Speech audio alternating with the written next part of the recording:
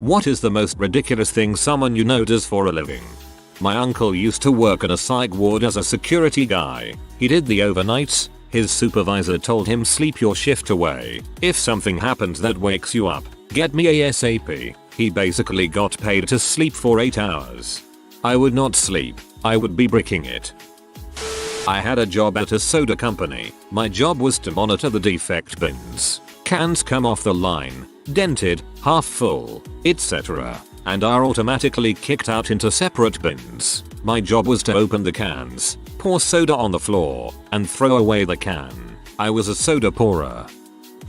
I am friends with someone that is a personal assistant for the wife of a CEO of a company. The company employs her and she is the assistant to the wife who doesn't work for the company. The lady doesn't work, but apparently needs someone to do minor normal tasks for her and drive her around. She's on call for her 24/7, but has never received a call after 9 PM in the last 4 years. She does maybe 3 hours of actual work each day and then hangs out with the lady for the rest of the time. They let her use their Miami Beach condo for 2 weeks a year for free too. I'm glad she knows how lucky this job is, otherwise it'd annoy me a whole lot more.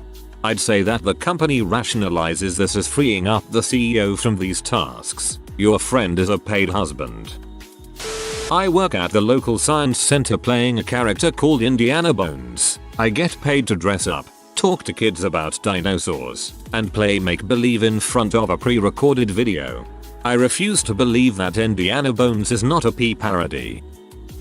I know a guy who works for some branch of the Louisiana government. His job is to literally drive around the marshes in a boat and destroy an invasive species of cactus. He developed his own method of doing this, which entails him seeing the cactus, using a compound bow to tag the cactus, then he torches it with a blowtorch. He's tried a few times to convince his boss to buy him a flamethrower so he doesn't have to leave the boat, but so far he's been unsuccessful in that.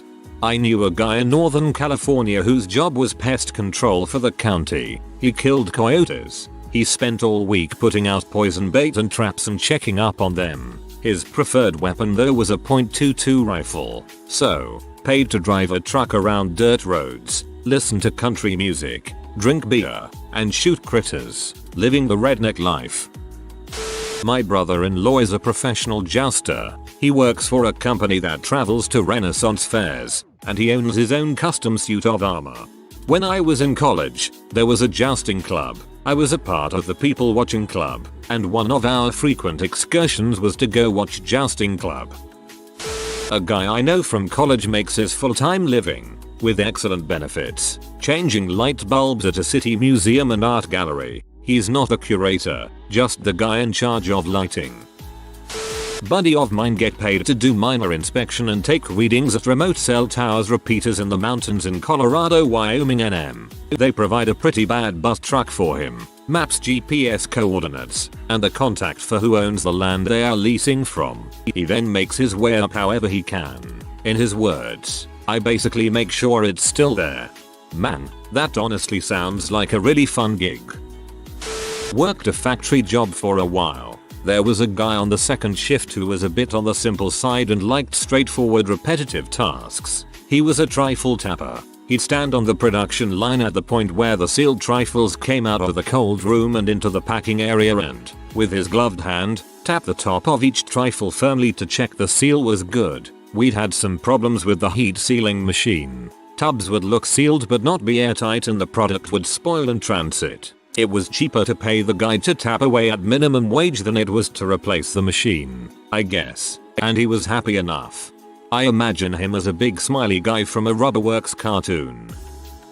I worked with a guy who hosts a pee website. All the videos are just attractive women getting slime poured on top of them. They are even wearing clothes while this happens. He would take vacations and film different aspiring models doing this. He pulls in around $5 grand a month for doing this.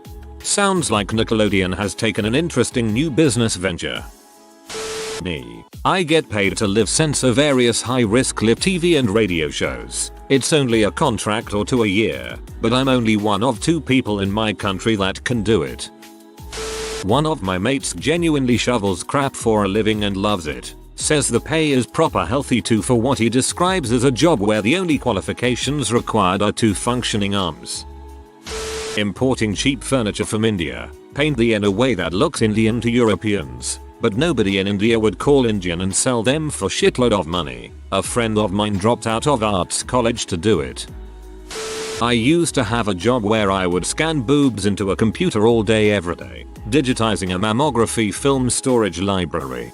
That's probably way less interesting than it sounds. I know someone who writes the funny comments between TV shows telling people what's coming up next for a particular channel. For example, and up next, it's going to be a whale of a night and extreme fishing live or whatever. He makes more money than I currently do. Guess I should have done a creative writing degree like him. It's an extremely difficult and creative job, and one I absolutely couldn't do. My kindergarten hired several ladies to wait at the restroom and wipe off kids' mess after they pooped. That's their only job, nothing else. That doesn't sound ridiculous. Little kids are disgusting when it comes to their personal hygiene. My buddy has his own startup called Serrano. He ghostwrites personal ads, responses and texts for lonely guys. For his premium package, he'll feed you lines into your Bluetooth earpiece while you're out on an actual date. Having a Bluetooth earpiece on during a date would already be a bad start. My best friend has been unemployed for about the last year, but he makes more money than I do selling Magic the Gathering cards like playing the stock market. He buys low and then sells the cards once they jump up in value, and he has started like a self-help clan in Clash of Clans. He streams 5 nights a week and will do one-on-one help with building bases and critiquing attacks that people in the clan send him. His system is that for a $10 donation on Twitch he'll do 2 10-minute critiques, either of your base or your attack, and make suggestions. He does this for hours a day night and makes really good money. I've been seeing more of the MTG trading stock bit lately. I feel like some hardcore research is to be done to figure out why this specific card will have a price spike next week and everyone will want to buy. I am fairly knowledgeable about MTG, but I feel like I would screw this up and lose money by just buying packs and boosters and praying to RNGesus. An acquaintance of mine does sex chat for a living. No cam, no voice, just chat, like just texting via an IM interface on an adult site. She's dirty rich, but has no time for any relationships, friends or partners. She spends most of her money on clothes and expensive tech, phones, cars, etc. Combine all that with the fact that we live in the Balkans, where most people just want to work and still barely survive from month to month, and voila, depression. She should subcontract the chatting out and enjoy life. Somewhere out there is a person who is paid to eat good food and drink good wine and write about how good the food is. And guess what? They put it on their blogs with shitload of pictures and vague comments like the steak was rich and flavorful, or the ramen was rich and flavorful, or I love how the pasta was rich and flavorful. This comment was rich and flavorful. It's certainly not super ridiculous, but I found out a guy I play hockey with makes his living from buying things from the LL Bean, the North Face, Patagonia, etc. outlets and marking them up on eBay and selling them to people in countries where these brands aren't available in retail. I imagine this is fairly common. It just seems like a ridiculous job. A day of work just consists of going shopping, listing things on eBay, dealing with PayPal transactions and other customer service matters, and dropping things off at the UPS store. That would annoy the crap out of me, honestly. I know it's not hard work, but those are exactly the type of chores I can barely force myself to do when mandatory. Friend of mine drives around the country buying cheap crap at thrift stores and selling them for a profit on Amazon. There's like this whole community that does it.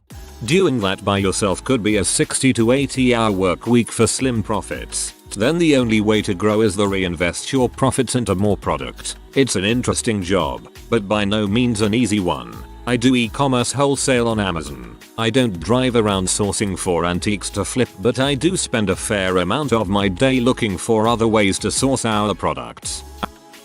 I know someone who is basically employed because they have a beard. Essentially he's a pretend barman in a museum bar. He's not allowed to serve drinks, but instead just tells people about the history of Shakespeare. The whole bar is set up to look like it would in the 16th century, and as he's described as a 16th century baron based on his appearance and fine beard, he fits right in. A girl I know, she's a Redditor, hi if you see this, once told me that as an odd job she used to translate P into Russian. I can't remember if it was the dialogue or just the titles, but she told me it was hard because Russian doesn't really do puns. Must have been hard, I mean. Also, I am clearly not Russian. There is a couple who live in the same building as me. He is a parkour instructor, and she is a trapeze artist. Talk about your power couples. Their sex life must be interesting.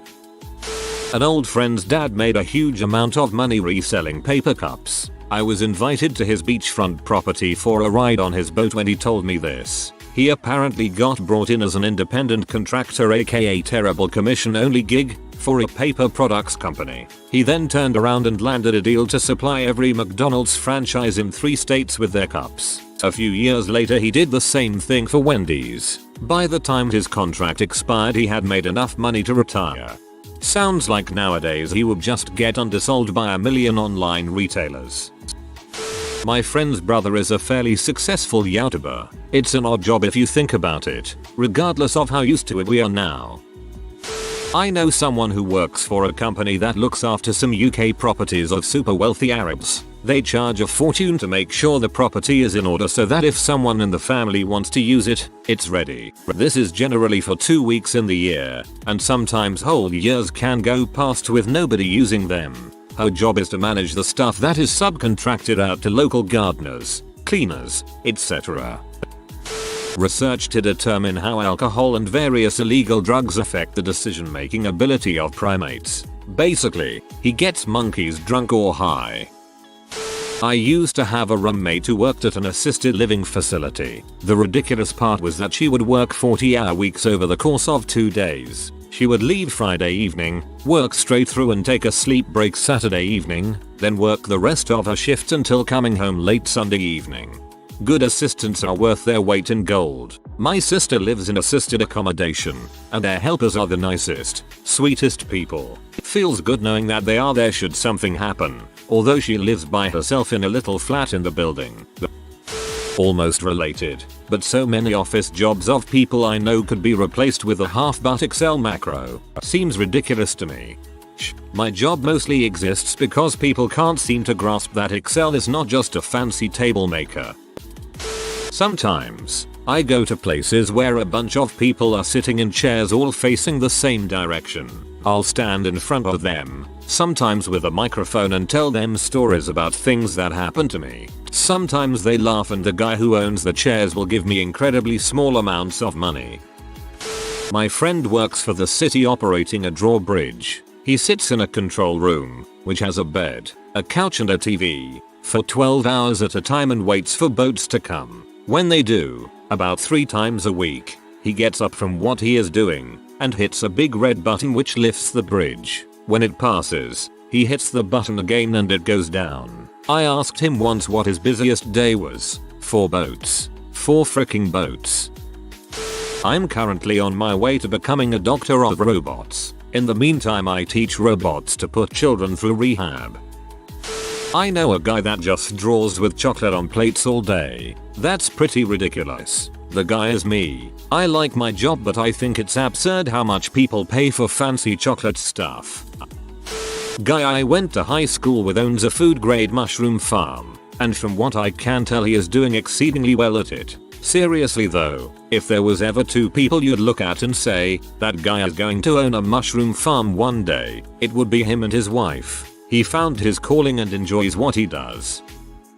A fraternity buddy of mine works on super yachts across the world. Started as a deckhand, is moving up the ladder. He gets paid well. Traveled to over 150 countries now and is getting paid on Instagram due to the locations he has been to. I am jealous of his life, but maybe that is because I am currently looking outside to snow on the 7th of April from an office cubicle.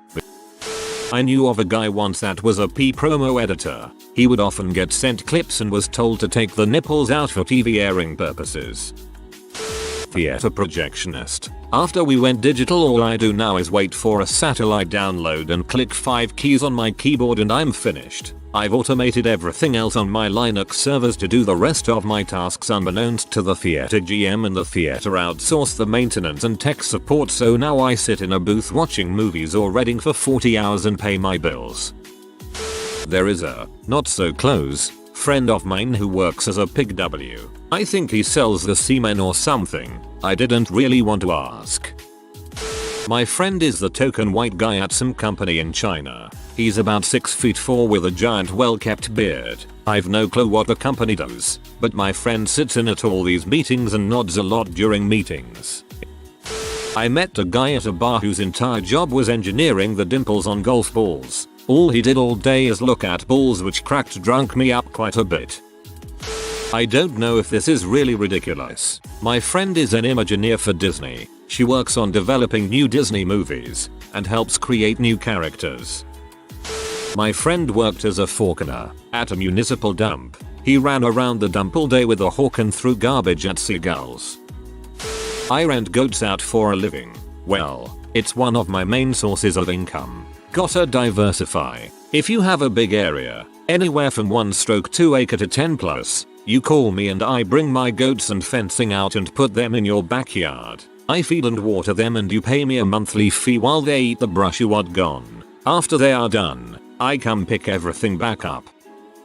My cousin's ex-wife records herself farting into jars, then seals them and sends the jars to people along with a private link for the video, which is supposed to be proof of that exact fart. If you are new to the channel, you can subscribe. I publish new videos every day. Until then, check another video.